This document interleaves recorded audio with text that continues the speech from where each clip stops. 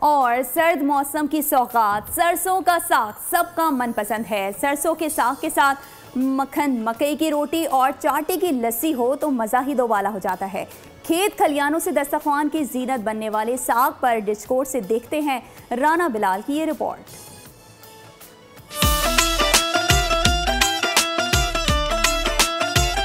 ठंडी ठंडी हवा में लहलहाते खेत, सरसों की भीनी भीनी खुशबू, माहौल ऐसा हो तो काम में भी मजा आता है। तभी सरसों चुनने वालियां चैन से काम कर रही हैं। खेत के बाद घर आंगन में कटाई का काम शुरू, जिसमें न सिर्फ महारत बल्कि नफासत भी दरकार है।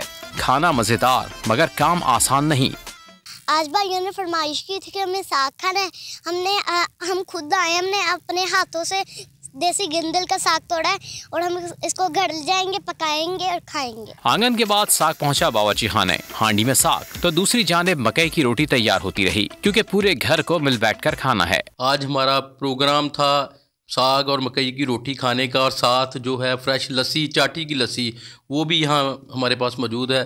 तो बच्चा लोगों के साथ आज फैमिली के साथ जो है आज प्रोग्राम था साग और मकई की रोटी खाने का। बहुत लुत्फानंदोज हो रहे हैं। रोटी उस पर लस्सी का संगम, खाने में लुत्फ तो आएगा।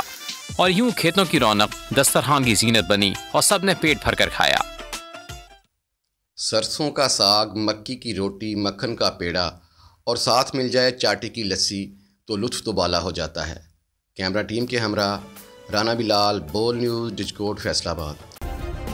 सब्सक्राइब करें और बेल दबाएं ताकि कोई खबर रह न जाए।